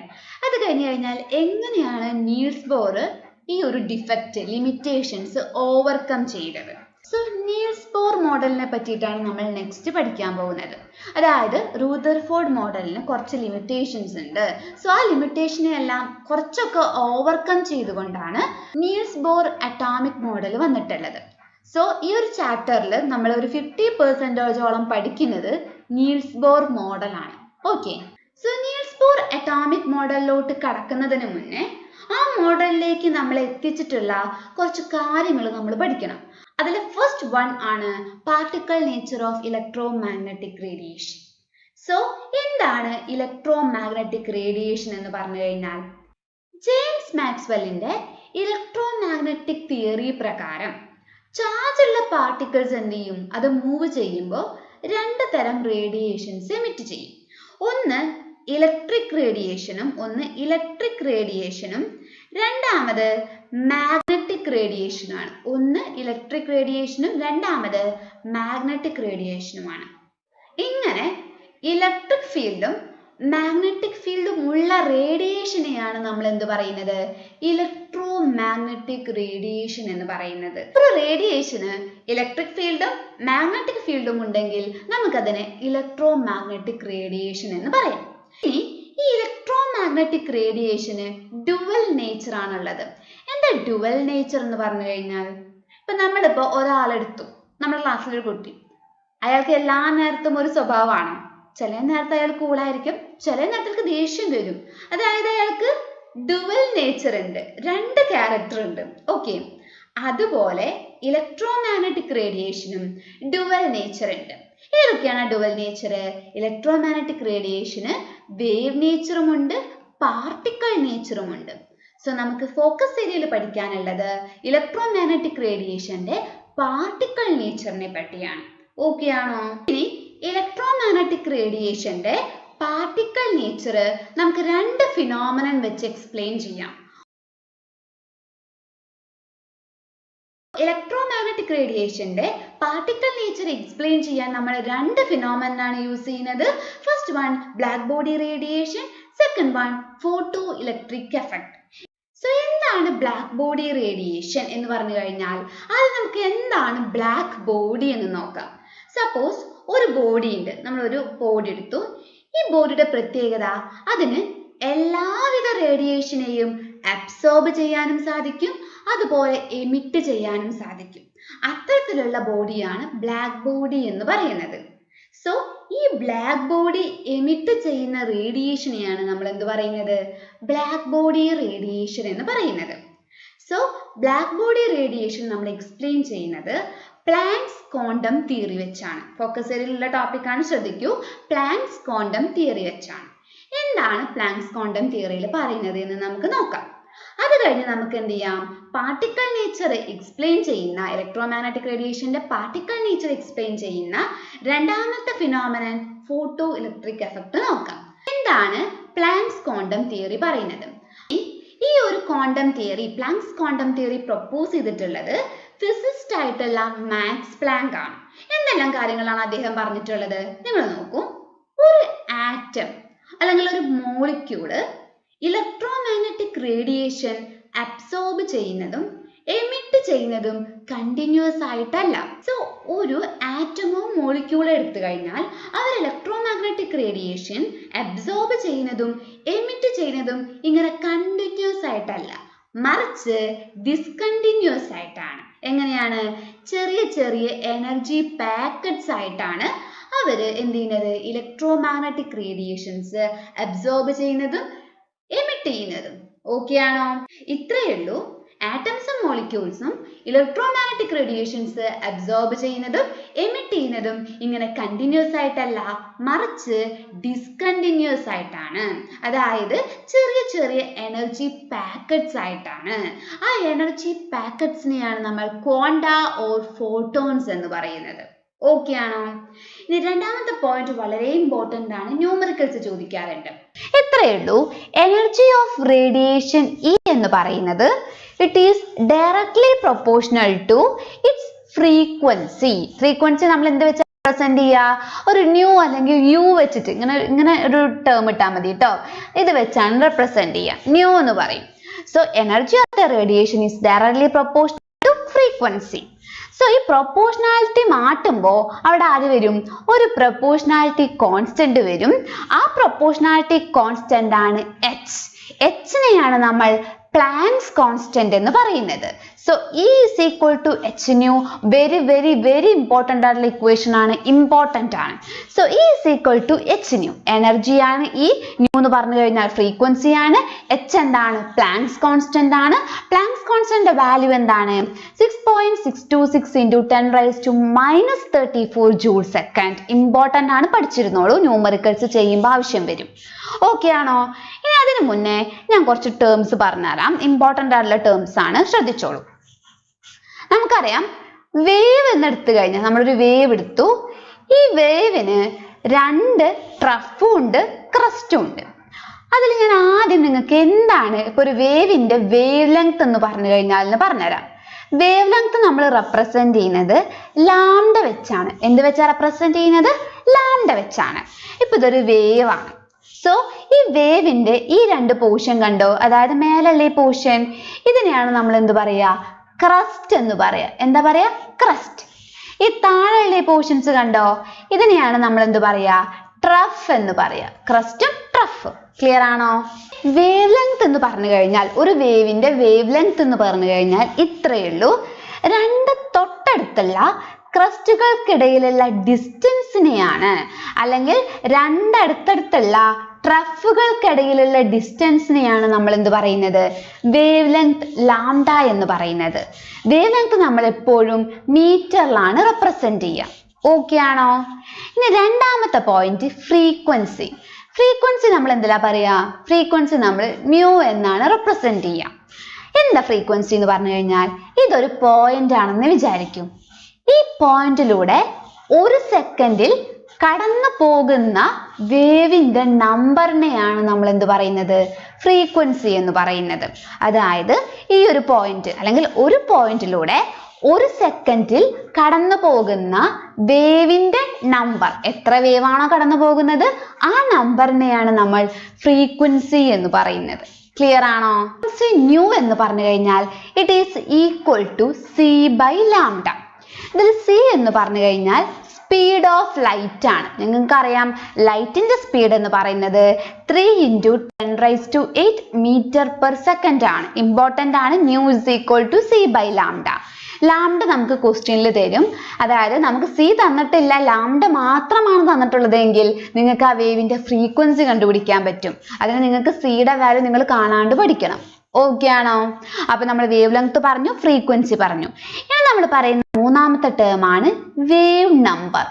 Wave number എന്ന് പറഞ്ഞു കഴിഞ്ഞാൽ നേരെ, അതായത് ഈ ന്യൂന്റെ മേലെ ഒരു ബാർ ഇട്ട് കൊടുക്കുക. ഇതാണ് wave number. Wave number nu bar എന്ന് പറഞ്ഞു കഴിഞ്ഞാൽ number of wavelength per unit length. Wave number nu bar എന്ന് പറഞ്ഞു കഴിഞ്ഞാൽ 1/λ. ഇമ്പോർട്ടൻ്റ് ആണ്, 1/λ. Frequency, wave number, wavelength ഇവർ തമ്മിലുള്ള റിലേഷൻ മറക്കരുത്. ഇമ്പോർട്ടൻ്റ് ആണ്, എഴുതി വെച്ചോളും. ഇനി നമുക്കറിയാം ലാംഡയുടെ യൂണിറ്റ് എന്താണ്? മീറ്റർ ആണ്. അങ്ങനെയെങ്കിൽ ന്യൂ ബാറിന്റെ യൂണിറ്റ് എന്താവും? 1/m, അതായത് മീറ്റർ ഇൻവേഴ്സ് ആയിരിക്കും. ക്ലിയർ ആണോ? ഇമ്പോർട്ടൻ്റ് ആണ് കേട്ടോ, പ്രോബ്ലംസ് ചെയ്യുമ്പോൾ നിങ്ങൾക്ക് മനസ്സിലാവും. ഇനി നമ്മൾ പറയുന്നത് പാർട്ടിക്കിൾ നേച്ചറിൽ നമ്മൾ ബ്ലാക്ക് ബോഡി റേഡിയേഷൻ എക്സ്പ്ലെയിൻ ചെയ്യുന്ന പ്ലാങ്ക്സ് ക്വാണ്ടം തിയറി ഓൾറെഡി പഠിച്ചു കഴിഞ്ഞു. ഇനി പഠിക്കുന്ന രണ്ടാമത്തെ ഫിനോമിനൻ ആണ് photo electric effect. Photo electric effect വളരെ ഇമ്പോർട്ടൻ്റ് ആണ്. ക്വസ്റ്റ്യൻസ് ഒത്തിരി ചോദിക്കുന്ന ഒരു ഏരിയ ആണ് ഫോട്ടോ ഇലക്ട്രിക് എഫക്റ്റ് എന്ന് പറയുന്നത്. ന്യൂമറിക്കൽസ് ചോദിക്കാറുണ്ട്. അതുപോലെ തന്നെ എന്താണ് ഫോട്ടോ ഇലക്ട്രിക് എഫക്റ്റ്, അതിന്റെ ഒബ്സർവേഷൻസ് എന്താണ് എന്നൊക്കെ ചോദിക്കാറുണ്ട്. എന്താണ് ഫോട്ടോ ഇലക്ട്രിക് എഫക്റ്റ് എന്ന് പറഞ്ഞു കഴിഞ്ഞാൽ, ഞാനൊരു മെറ്റാലിക് പ്ലേറ്റ് എടുത്തു. എന്തെടുത്തു? ഒരു മെറ്റാലിക് പ്ലേറ്റ്. ഈ മെറ്റാലിക് പ്ലേറ്റിന്റെ പ്രത്യേകത, എടുക്കുന്ന മെറ്റാലിക് പ്ലേറ്റ് എന്തായിരിക്കണം? അതിൽ ലൂസ്ലി ബൗണ്ട് ആയിട്ടുള്ള ഇലക്ട്രോൺ വേണം. അതായത് നമുക്ക് പൊട്ടാസ്യം എടുക്കാം, റുബീഡിയം എടുക്കാം, സീസിയം എടുക്കാം. ഇവരുടെയൊക്കെ പ്രത്യേകത എന്താണ്? സോ പൊട്ടാസ്യത്തിന്റെ അറ്റോമിക് നമ്പർ 19 ആണ്. അവിടെ ഇലക്ട്രോണിക് കോൺഫിഗറേഷൻ നമ്മൾ എഴുതി. നമുക്കറിയാം ഇതിൽ നിന്നും ഈ ലാസ്റ്റ് ഇലക്ട്രോൺ പോയി കഴിഞ്ഞാൽ അവർക്ക് നോബിൾ ഗ്യാസ് കോൺഫിഗറേഷൻ ആണ് കിട്ടുക, അല്ലെ? അപ്പൊ ഇതിൽ അവസാന ഇലക്ട്രോൺ എന്താണ്? ലൂസ്ലി ബൗണ്ടഡ് ആയിട്ടുള്ള ഇലക്ട്രോൺ ആണ്. അപ്പൊ പൊട്ടാസ്യം, റുബീഡിയം, സീസിയം പോലെയുള്ള ലൂസ്ലി ബൗണ്ട് ഇലക്ട്രോൺസ് ഉള്ള ഒരു മെറ്റാലിക് പ്ലേറ്റ് നമ്മൾ എടുത്തു. ഓക്കെ ആണോ? ഈ മെറ്റാലിക് പ്ലേറ്റിലോട്ട് certain ഫ്രീക്വൻസി ഉള്ള ഒരു റേഡിയേഷൻ വന്ന് ഇംപിഞ്ച് ചെയ്യാണ്, അല്ലെങ്കിൽ വന്ന് സ്ട്രൈക്ക് ചെയ്യാണ്, വീണു. അങ്ങനെ വീഴുന്ന സമയത്ത് എന്ത് സംഭവിക്കും? ഈ പ്ലേറ്റിൽ നിന്നും ഇലക്ട്രോൺസ് ഇജക്ട് ആവും. ഇലക്ട്രോൺസ് എന്താവും? പുറത്തോട്ട് ഇജക്ട് ചെയ്യും. ഇലക്ട്രോൺസ് എന്ത് ചെയ്യും? പുറത്തോട്ട് അങ്ങ് തെറിച്ചു പോകും. ഈ ഫിനോമിനെയാണ് നമ്മൾ ഫോട്ടോ ഇലക്ട്രിക് എഫക്റ്റ് എന്ന് പറയുന്നത്. ഇനി വായിച്ചു നോക്കിയേ. It is a phenomenon of ejection. Ejection എന്ന് പറഞ്ഞാൽ പുറത്തേക്ക് കളയാം. Ejection of electrons by certain metals. ഏതൊക്കെ മെറ്റൽസ് ആവാം? പൊട്ടാസ്യം ആവാം, റുബീഡിയം ആവാം, സീസിയം ആവാം. Then light of suitable frequency, new frequency നമ്മൾ എടുത്തു. Light of suitable frequency incident on them, strike on them. So the electrons ejected are known as photo electrons. ഇങ്ങനെ eject ചെയ്തിട്ടുള്ള ഇലക്ട്രോൺസിനെയാണ് നമ്മൾ എന്ത് പറയാ? ഫോട്ടോ ഇലക്ട്രോൺസ് എന്ന് പറയാ. ഈ ഫിനോമിനെയാണ് നമ്മൾ ഫോട്ടോ ഇലക്ട്രിക് എഫക്റ്റ് എന്ന് പറയുന്നത്. പഠിച്ചോ? ഈ ഫിനോമിനൻ ഒബ്സർവ് ചെയ്തിട്ടുള്ള സയന്റിസ്റ്റ് ആണ് ഹേർട്സ് എന്ന് പറയുന്നത്. ഓക്കെ ആണോ? ഇനി ഞാൻ ചോദിക്കട്ടെ, നമ്മൾ പഠിച്ചു E is equal to എന്താണ്? HNU എന്ന് നമ്മൾ തൊട്ട് മുന്നേ പഠിച്ചില്ലേ? ഇമ്പോർട്ടൻ്റ് ആണ് കേട്ടാ. ഇവിടെ വന്ന് ഇൻസിഡന്റ് ചെയ്യുന്ന അല്ലെങ്കിൽ സ്ട്രൈക്ക് ചെയ്യുന്ന റേഡിയേഷന്റെ ഫ്രീക്വൻസി എന്താണ്? ന്യൂ ആണ്. അങ്ങനെയെങ്കിൽ അതിന്റെ എനർജി എന്തായിരിക്കും? HNU ആയിരിക്കും. E is equal to HNU ആണല്ലോ. ഇനി ഞാൻ നിങ്ങൾക്ക് കുറച്ച് കാര്യങ്ങൾ പറഞ്ഞുതരാം, ശ്രദ്ധിക്കൂ. The electrons are ejected from the metal surface as soon as the beam of light strike the surface. നമ്മൾ കണ്ടു, ഒരു ലൈറ്റ്, certain ഫ്രീക്വൻസിയിലെ ലൈറ്റ് മെറ്റാലിക് പ്ലേറ്റിൽ വന്ന് വീഴുന്ന സമയത്ത് യാതൊരുവിധ ടൈം ലാഗും ഇല്ലാണ്ട് എന്ത് സംഭവിക്കുകയാണ്? അതിൽ നിന്നും ഇലക്ട്രോൺസ് ഇജക്റ്റ് ആവുകയാണ്. ഓക്കെ ആണല്ലോ. ഇനി ഇവിടെ മനസ്സിലാക്കേണ്ട കുറച്ച് ഫീച്ചേഴ്സ് ഉണ്ട്, ഇമ്പോർട്ടൻ്റ് ആണ് കേട്ടോ. നിങ്ങളോട് ചൂസ് ദ കറക്റ്റ് വൺ എന്ന് പറഞ്ഞ് ചോദിക്കാറുണ്ട്. ശ്രദ്ധിക്കൂ. Number of electron ejected is directly proportional to the intensity or brightness of light. Suppose ഇത് മെറ്റാലിക് പ്ലേറ്റ് ആണെന്ന് വിചാരിക്കൂ. ഈ മെറ്റാലിക് പ്ലേറ്റിൽ അല്ലെങ്കിൽ ഇന്റൻസിറ്റി കുറവുള്ള, അതായത് ഇന്റൻസിറ്റി കുറവുള്ള അല്ലെങ്കിൽ ബ്രൈറ്റ്നസ് കുറവുള്ള ഒരു ലൈറ്റ് വന്ന് ഇൻസിഡന്റ് ചെയ്തു, സ്ട്രൈക്ക് ചെയ്തു. ഇപ്പൊ ഇതിൽ നിന്ന് 2 ഇലക്ട്രോൺസ് ഇജക്ട് ആയി എന്ന് വിചാരിക്കൂ. ഓക്കെ ആണോ? ഇനി സപ്പോസ് ഈ സെയിം മെറ്റൽക്ക് നല്ല ഇന്റൻസിറ്റി ഇല്ല, നല്ല ബ്രൈറ്റ്നസ് ഉള്ള ഒരു റേഡിയേഷൻ വന്ന് ഇൻസിഡന്റ് ചെയ്തു, സ്ട്രൈക്ക് ചെയ്തു. അപ്പോൾ ഇജക്ട് ചെയ്യുന്ന നമ്പർ ഓഫ് ഇലക്ട്രോൺസിന്റെ എണ്ണം എന്ത് ചെയ്യും? കൂടും. ഇത്രേ പറഞ്ഞിട്ടുള്ളൂ. The number of electron ejected is proportional to intensity or brightness of light. മനസ്സിലായോ? വരുന്ന ലൈറ്റിന്റെ ഇന്റൻസിറ്റി കുറവാണെങ്കിൽ ഇലക്ട്രോൺസ് കുറച്ചേ പോവുള്ളൂ, ഇജക്റ്റ് ആവുള്ളൂ, മൂവ് ഔട്ട് ചെയ്യുള്ളൂ. എന്നാൽ വരുന്ന ലൈറ്റിന്റെ ഇന്റൻസിറ്റി കൂടുതലാണെങ്കിൽ കൂടുതൽ ഇലക്ട്രോൺസ് എന്ത് ചെയ്യും? ഈ മെറ്റൽ സർഫസിൽ നിന്നും ഇജക്റ്റ് ഔട്ട് ആവും. പഠിച്ചോ? ഇനി നോക്കൂ. For each metal there is a minimum frequency known as threshold frequency below which the photoelectric effect is not observed. Important ആണ്. അതായത് ഇത് നമ്മുടെ മെറ്റൽ സർഫസ് ആണ്. ഈ മെറ്റൽ സർഫസിലോട്ട് ആര് വരികയാണ്? ലൈറ്റ് വരുവാണ്. ഈ ലൈറ്റിന് അല്ലെങ്കിൽ ലൈറ്റ് പൊസസ് ചെയ്യേണ്ട ഒരു മിനിമം ഫ്രീക്വൻസി ഉണ്ട്. ആ മിനിമം ഫ്രീക്വൻസിയിൽ ഈ ലൈറ്റ് ഈ മെറ്റൽ സർഫസിൽ വന്ന് ഇൻസിഡന്റ് ചെയ്താൽ മാത്രമേ ഇതിൽ നിന്നും ഇലക്ട്രോൺസ് ഇജക്റ്റ് ആവുള്ളൂ. ഇത്രയേ ഉള്ളൂ. ആ ഫ്രീക്വൻസിനെയാണ് നമ്മൾ ത്രെഷോൾഡ് ഫ്രീക്വൻസി എന്ന് പറയുന്നത്. ഒന്നും കൂടി പറയാം. ഒരു മിനിമം ഫ്രീക്വൻസിയിൽ വന്ന് ലൈറ്റ് ഈ ഒരു മെറ്റൽ സർഫസിൽ ഇൻസിഡന്റ് ചെയ്താൽ മാത്രമേ, സ്ട്രൈക്ക് ചെയ്താൽ മാത്രമേ ഇതിൽ നിന്നും ഇലക്ട്രോൺസ് ഇജക്റ്റ് ആവുള്ളൂ. സോ ആ മിനിമം ഫ്രീക്വൻസിനെയാണ് നമ്മൾ ത്രെഷോൾഡ് ഫ്രീക്വൻസി എന്ന് പറയുന്നത്. മനസ്സിലായോ? ക്ലിയർ ആണല്ലോ? അതായത് ഈ ഫ്രീക്വൻസി, ഈ ഒരു പർട്ടിക്കുലർ ഫ്രീക്വൻസിനേക്കാളും കുറവ് ഫ്രീക്വൻസിയിലാണ് ലൈറ്റ് വരുന്നതെങ്കിൽ ഇതിൽ നിന്ന് ഇലക്ട്രോൺസ് ഇജക്റ്റ് ആവില്ല. ഇതിൽ നിന്ന് ഇലക്ട്രോൺസ് ഇജക്റ്റ് ആവണമെന്നുണ്ടെങ്കിൽ ലൈറ്റിന് ഒരു മിനിമം ഫ്രീക്വൻസി എങ്കിലും ഉണ്ടായിരിക്കണം. ആ മിനിമം ഫ്രീക്വൻസിനെയാണ് നമ്മൾ ത്രെഷോൾഡ് ഫ്രീക്വൻസി എന്ന് പറയുന്നത്. ഇമ്പോർട്ടൻ്റ് ആണ്. പഠിച്ചോ? ഇനി ലാസ്റ്റ് പോയിന്റും വളരെ ഇമ്പോർട്ടൻ്റ് ആണ്. The kinetic energy of ejected electron is directly proportional to the frequency of incident light. അതായത് നമ്മളൊരു ക്ലിയർ ചെയ്യട്ടെ ഒരു മിനിറ്റ്. നമ്മളൊരു മെറ്റൽ സർഫസ് വിചാരിച്ചു. ഈ മെറ്റൽ സർഫസിലോട്ട് ന്യൂ ഫ്രീക്വൻസി, അതായത് മിനിമം ത്രെഷോൾഡ് ഫ്രീക്വൻസി അല്ല, ഒരു റേഡിയേഷൻ വന്ന് ലൈറ്റ് വന്ന് ഇൻസിഡന്റ് ചെയ്തു. സ്വാഭാവികമായിട്ടും ഇതിൽ നിന്ന് ഇലക്ട്രോൺസ് എന്ത് ചെയ്യും? ഇജക്ട് ചെയ്യും. ഈ ഇലക്ട്രോൺസ് ഇജക്ട് ചെയ്യുമ്പോൾ നമുക്കറിയാം മൂവിങ് പാർട്ടിക്കിൾസ് പൊസസ് ചെയ്യുന്ന ഒരു എനർജി ഉണ്ട് അല്ലെ? ഇത് ഇജക്ട് ചെയ്യുമ്പോൾ അത് പൊസസ് ചെയ്യുന്ന ഒരു എനർജി ഉണ്ട്. ആ എനർജി ഏതാണ്? കൈനറ്റിക് എനർജിയാണ്. അപ്പോൾ ഈ ഇജക്ട് ചെയ്തിട്ടുള്ള ഇലക്ട്രോണിന്റെ കൈനറ്റിക് എനർജി എന്ന് പറയുന്നത് ലൈറ്റിന്റെ വന്ന് വീഴുന്ന ലൈറ്റിന്റെ ഫ്രീക്വൻസിയോട് ഡയറക്ട്ലി പ്രൊപ്പോർഷണൽ ആയിരിക്കും. മനസ്സിലായോ? അതായത് ഇജക്ട് ചെയ്യുന്ന ഇലക്ട്രോണിന്റെ കൈനറ്റിക് എനർജി എന്ന് പറയുന്നത് വരുന്ന ലൈറ്റിന്റെ ഫ്രീക്വൻസിയോട് ഡയറക്ട്ലി പ്രൊപ്പോർഷണൽ ആയിരിക്കും. അപ്പൊ എന്തൊക്കെ കാര്യങ്ങളാണ് പഠിച്ചത്? അതായത് ഫോട്ടോ ഇലക്ട്രിക് എഫക്റ്റ് എന്താണെന്ന് മനസ്സിലായി. അതായത് ഒരു മെറ്റൽ സർഫസിൽ പൊട്ടാസ്യം, റുബീഡിയം, സീസിയം പോലെയുള്ള മെറ്റൽ സർഫസിൽ ആര് വന്ന് ഇൻസിഡന്റ് ചെയ്യാണ്? ഒരു പർട്ടിക്കുലർ ഫ്രീക്വൻസിയിലെ റേഡിയേഷൻ വന്ന് ഇൻസിഡന്റ് ചെയ്യാണ്. അങ്ങനെ വീഴുന്ന സമയത്ത് it will eject electron from the metallic surface. ആ ഇലക്ട്രോണിനെ നമ്മൾ ഫോട്ടോ ഇലക്ട്രോൺ എന്ന് പറയും. ഈ ഫിനോമിനയാണ് നമ്മൾ ഫോട്ടോ ഇലക്ട്രിക് എഫക്റ്റ് എന്ന് പറയുന്നത്. ഇത് ആദ്യമായി ഒബ്സർവ് ചെയ്ത സയന്റിസ്റ്റ് ആണ് ഹെർട്സ്. ഇനി എന്തൊക്കെയാണ് ഈ ഒരു ഇഫക്റ്റിന്റെ ഇമ്പോർട്ടന്റ് ക്യാരക്ടറിസ്റ്റിക്സ് എന്ന് പറയുന്നത്? അതായത് ലൈറ്റ് മെറ്റൽ സർഫസിൽ വന്ന് സ്ട്രൈക്ക് ചെയ്ത് കഴിഞ്ഞാൽ യാതൊരുവിധ ടൈം ലാഗും ഇല്ലാണ്ട് ഇലക്ട്രോൺസ് എന്ത് ചെയ്യും? ഇജക്ട് ചെയ്യും. ഇനി ഇജക്ട് ചെയ്യുന്ന ഇലക്ട്രോൺസിന്റെ എണ്ണം എന്ന് പറയുന്നത് വരുന്ന ലൈറ്റിന്റെ ഇന്റൻസിറ്റിയോട് ഡയറക്ട്ലി പ്രൊപ്പോർഷണൽ ആയിരിക്കും. പഠിച്ചോ? മൂന്നാമത്തെ പോയിന്റ് എന്ന് പറയുന്നത് ഇവിടെ വന്ന് വീഴുന്ന ലൈറ്റിന് ഒരു മിനിമം ഫ്രീക്വൻസി വേണം. ആ മിനിമം ഫ്രീക്വൻസിനെയാണ് നമ്മൾ ത്രെഷോൾഡ് ഫ്രീക്വൻസി എന്ന് പറയുന്നത്. സോ ഈ മിനിമം ഫ്രീക്വൻസി ഉണ്ടെങ്കിൽ മാത്രമേ ഈ മെറ്റാലിക് സർഫസിൽ നിന്നും ഇലക്ട്രോൺസ് ഇജക്റ്റ് ആവുള്ളൂ. ആ ഫ്രീക്വൻസിനെയാണ് നമ്മൾ ത്രെഷോൾഡ് ഫ്രീക്വൻസി എന്ന് പറയുന്നത്. ക്ലിയർ ആണോ?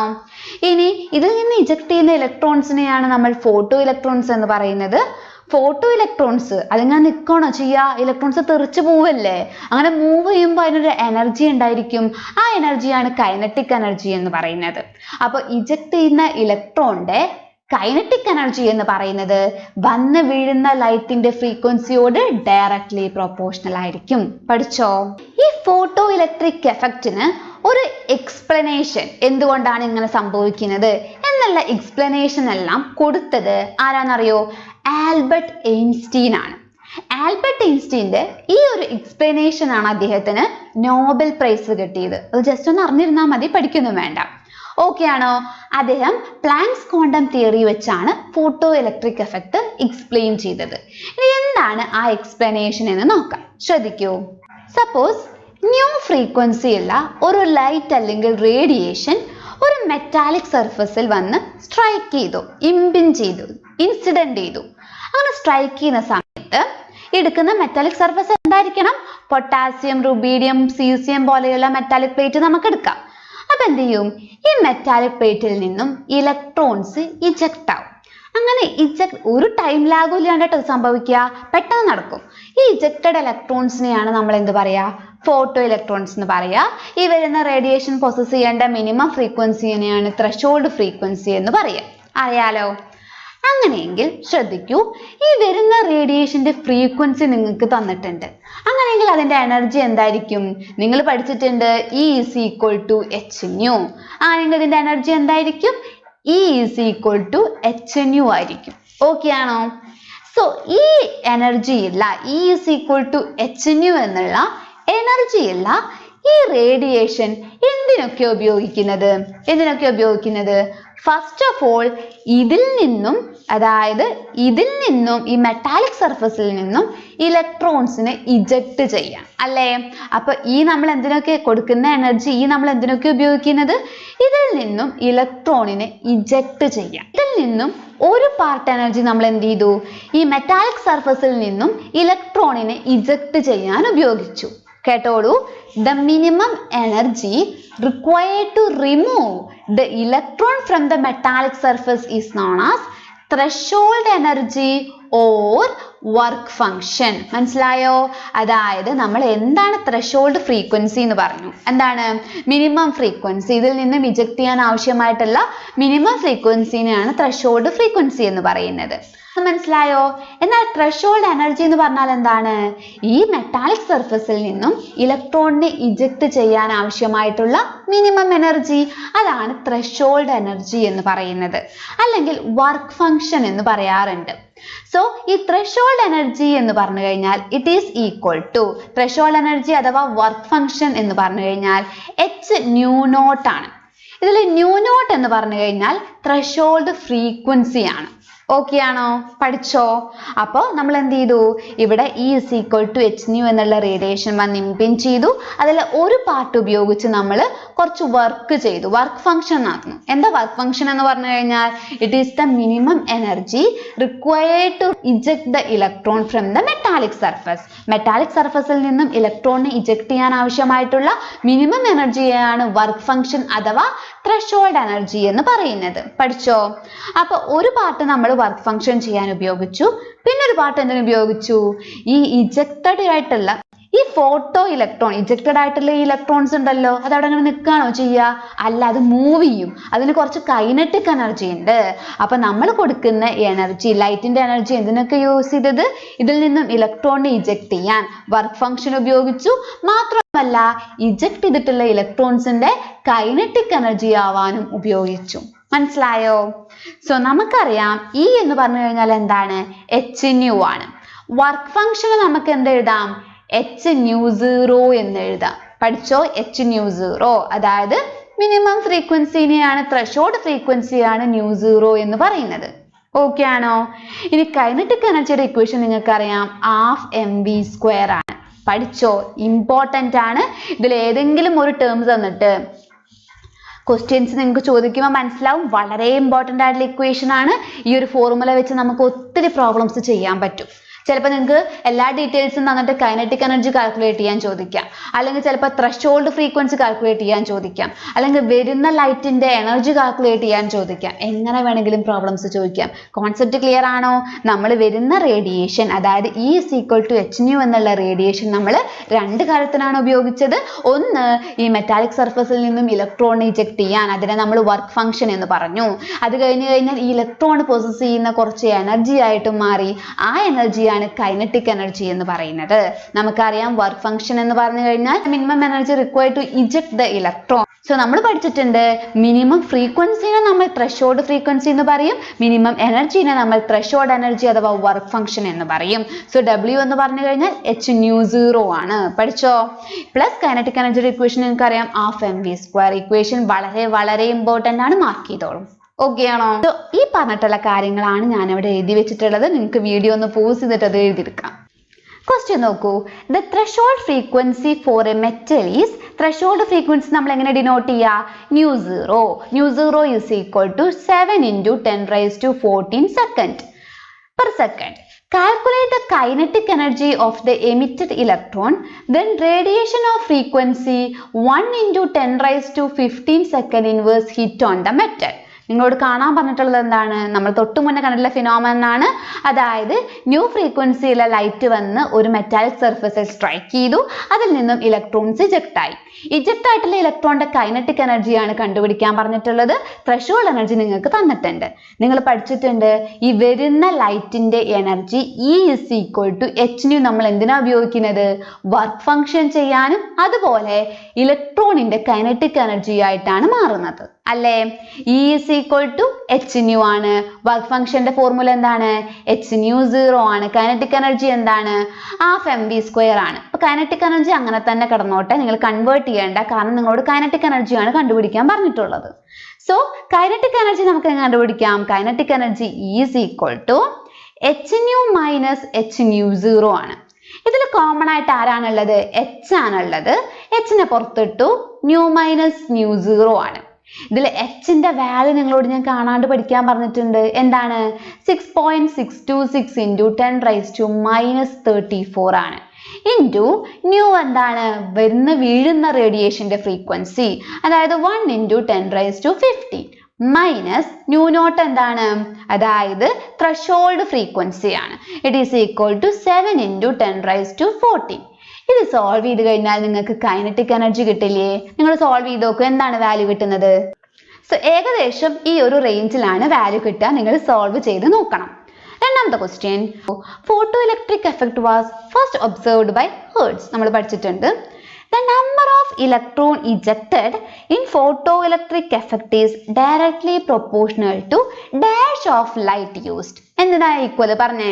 അതായത് നമ്പർ ഓഫ് ഇലക്ട്രോൺസ് ഇജക്റ്റഡ് എന്തിനെ ഡിപ്പെൻഡ് ചെയ്യുന്നത്? ഫ്രീക്വൻസിനെയാണോ ഇന്റൻസിറ്റിനെയാണോ?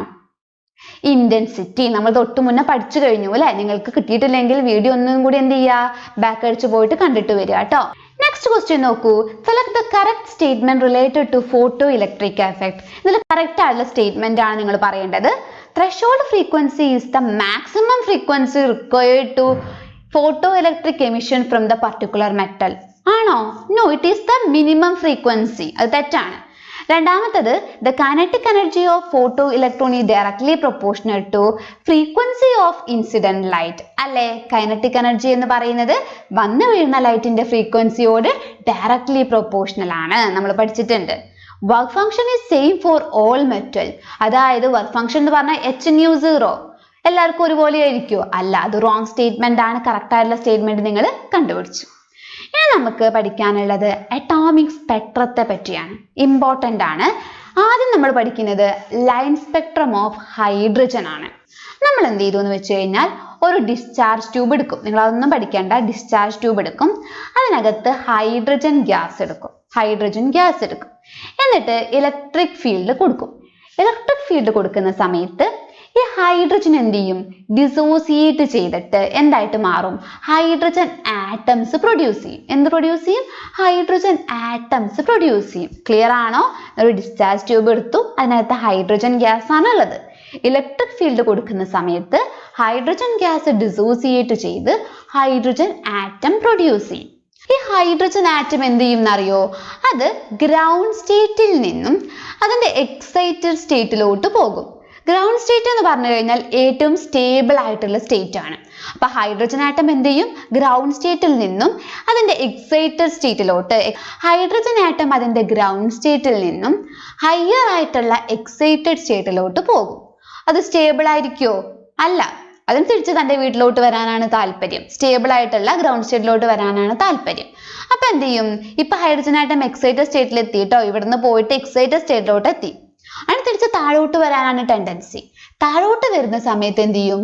അത് വെറുതെ വരില്ല. താഴോട്ട് വരുന്ന സമയത്ത് അത് കുറച്ച് റേഡിയേഷനെ എമിറ്റ് ചെയ്യും. എന്ത് ചെയ്യും? കുറച്ച് റേഡിയേഷനെ പുറത്തോട്ട് എമിറ്റ് ചെയ്യും. ഈ റേഡിയേഷനെ നമ്മൾ എന്ത് ചെയ്യും? സ്പെക്ട്രോമീറ്റർ എന്നുള്ള ഡിവൈസിലൂടെ കടത്തിവിടും. ഒരു സോഫിസ്റ്റിക്കേറ്റഡ് ആയിട്ടുള്ള ഇൻസ്ട്രുമെന്റ് ആണ്. ഈ റേഡിയേഷനെ സ്പെക്ട്രോമീറ്റർ വെച്ച് അനലൈസ് ചെയ്യും. കടത്തിവിടുന്ന സമയത്ത് നമുക്ക് ഇതിന്റെ സ്പെക്ട്രം കിട്ടും. ഹൈഡ്രജന്റെ കേസിൽ നമുക്ക് കിട്ടുന്നത് ലൈൻ സ്പെക്ട്രം ആണ്. എങ്ങനത്തെ സ്പെക്ട്ര കിട്ടുന്നത്? ലൈൻ സ്പെക്ട്രം ആണ്. സോ ഇനി നമ്മൾ പഠിക്കാൻ പോകുന്നത് ഹൈഡ്രജന്റെ ലൈൻ സ്പെക്ട്രത്തെ പറ്റിയാണ്. മനസ്സിലായോ? സപ്പോസ് n=1, n=2, n=3 എന്നൊക്കെ പറയുന്നത് എന്താണ്? എനർജി സ്റ്റേറ്റ് ആണ് കേട്ടോ. സോ ഈ ഗ്രൗണ്ട് സ്റ്റേറ്റ് ആയിട്ടുള്ള n=1 എന്നുള്ള സ്റ്റേറ്റിലോട്ട് വരുന്ന സീരീസിനെ പറ്റിയിട്ട് പഠിച്ചിട്ടുള്ള സയന്റിസ്റ്റ് ആണ് ലൈമാൻ. ആ സയന്റിസ്റ്റിന്റെ നെയിമാണ് നമ്മൾ ആ സീരീസിന് കൊടുത്തിട്ടുള്ളത്. It is known as Lyman series. ഇത്രയേ ഉള്ളൂ. നിങ്ങൾ കുറേ സ്റ്റേറ്റ് വരയ്ക്കുക. അതായത് ഇപ്പൊ n=1 എക്സാമിന് വരയ്ക്കേണ്ടതാണ് കേട്ടോ. n=2, n=3, n=4 ഇതുവരെ വരയ്ക്കാം. ഇവിടുന്ന് എല്ലാം നിങ്ങൾ എന്ത് ചെയ്യുക? n=4 നിന്നും 3 നിന്നും 2 നിന്നും ഒക്കെ എങ്ങോട്ട് വരയ്ക്കുക? 1 വരയ്ക്കുക. ഈ സീരീസിനെ പറ്റി പഠിച്ച സയന്റിസ്റ്റ് ആണ് ലൈമാൻ. ആ സീരീസിനെ നമ്മൾ എന്ത് പറയും? ലൈമാൻ സീരീസ് എന്ന് പറയും. പഠിച്ചോ?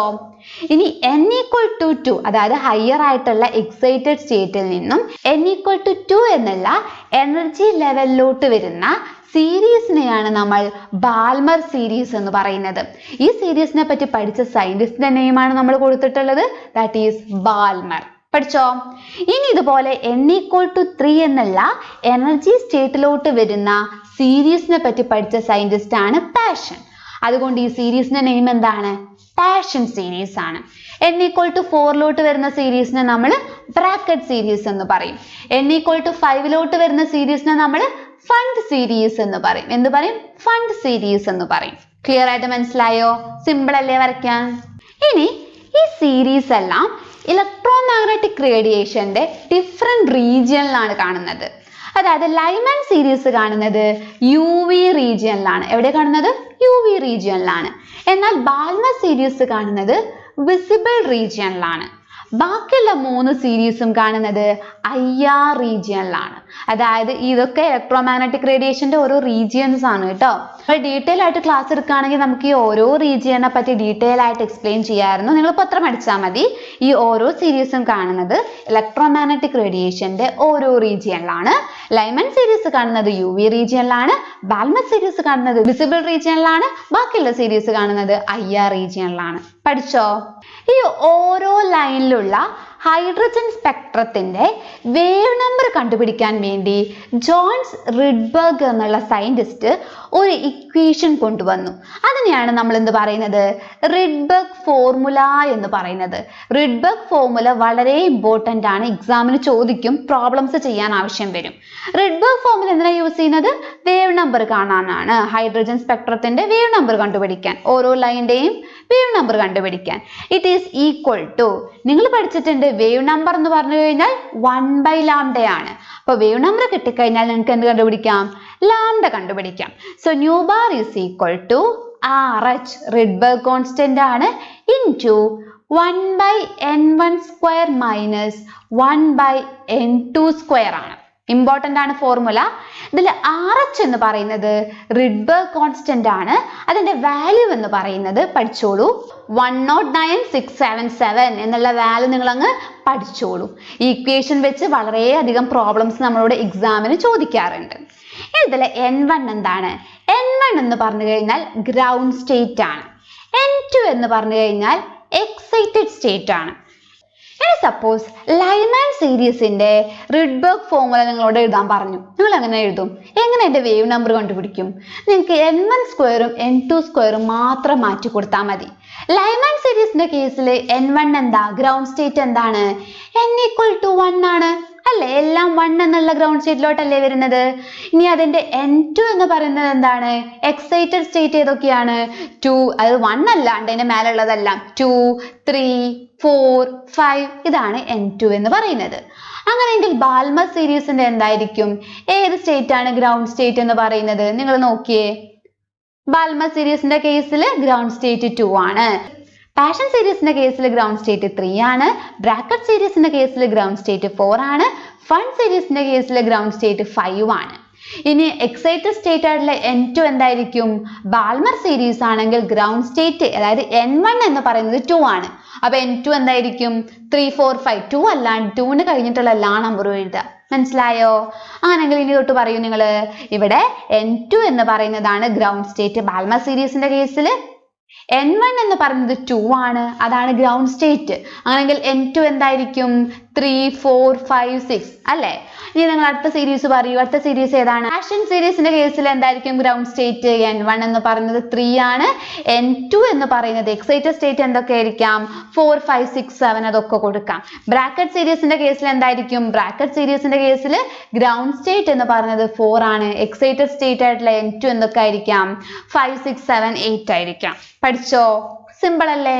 ഇനി ഇത് വെച്ച് നമുക്ക് പ്രോബ്ലംസ് ചെയ്യുമ്പോൾ നിങ്ങൾക്ക് ക്ലിയർ ആയിട്ട് മനസ്സിലാവും. ഇതാണ് ഞാൻ പറഞ്ഞിട്ടുള്ള കാര്യങ്ങൾ. ലൈമൻ സീരീസ് നമ്മൾ കാണുന്നത് UV റീജിയനിലാണ്, ബാൽമർ വിസിബിൾ റീജിയനിലാണ്, ബാക്കിയെല്ലാം ഇൻഫ്രാറെഡ് റീജിയനിലാണ്. ഇനി ഇതിന്റെ N1 സ്റ്റേറ്റ് അതായത് ഗ്രൗണ്ട് സ്റ്റേറ്റ് എന്ന് പറയുന്നത് ലൈമാന് 1 ആണ്, ബാൽമറിന് 2 ആണ്, പാഷന് 3 ആണ്, ബ്രാക്കറ്റിന് 4 ആണ്. ഇതിന്റെ എക്സൈറ്റഡ് സ്റ്റേറ്റ് എന്ന് പറയുന്നത് N1 കിട്ടിക്കഴിഞ്ഞാൽ അതിന് തൊട്ട് മരളെല്ലാം എന്താണ്? അതിന്റെ എക്സൈറ്റഡ് സ്റ്റേറ്റ് ആണ്.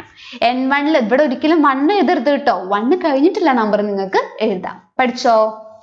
ക്വസ്റ്റ്യൻ നോക്കൂ.